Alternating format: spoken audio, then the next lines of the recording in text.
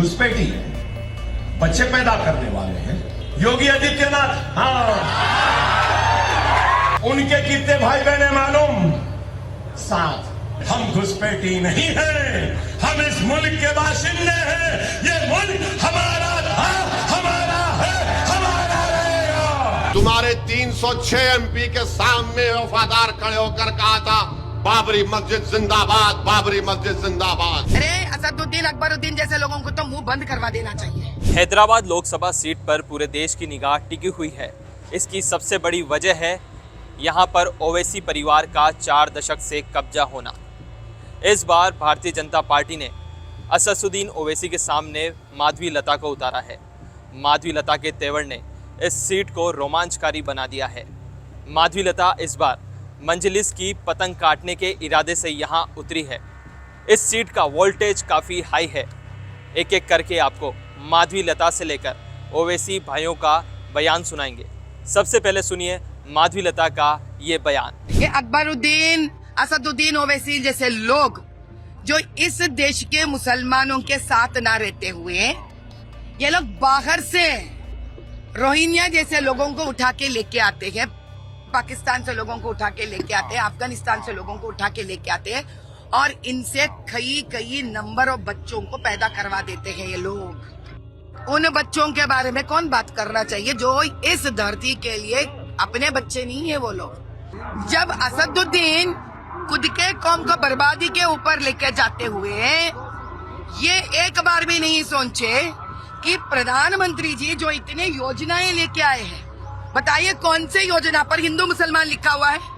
अरे असदुद्दीन अकबरुद्दीन जैसे लोगों को तो मुंह बंद करवा देना चाहिए, क्योंकि इन्हीं के वजह से कितने भी हम योजना लेके आए वो आम जनता के अंदर विष डाल रहे हैं बंदा। तो सुना आपने, माधवी लता ने जमकर ओवैसी भाइयों पर निशाना साधा है। अब आपको असदुद्दीन ओवैसी का बयान भी सुना देते हैं, जिन्होंने बाबरी मस्जिद के मुद्दे को फिर से घसीटा है ताकि मुस्लिम वोट उनकी तरफ आ जाए।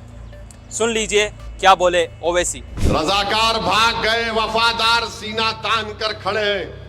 तुम्हारी आंखों में आंखें डालकर भारत की लोकसभा में तुम्हारे 306 एमपी के सामने वफादार खड़े होकर कहा था बाबरी मस्जिद जिंदाबाद, बाबरी मस्जिद जिंदाबाद। बड़े मियाँ तो बड़े मियाँ, छोटे मियाँ भी सुभान अल्लाह।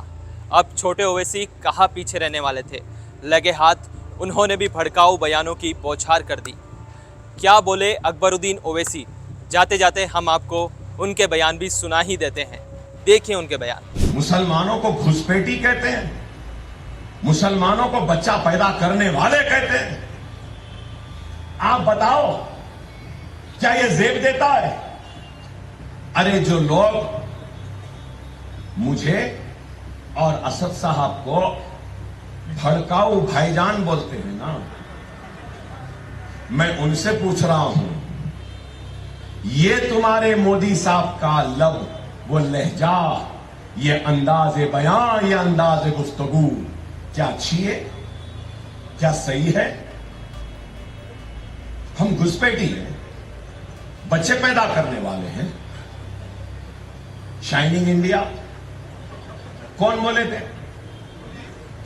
वाजपेयी।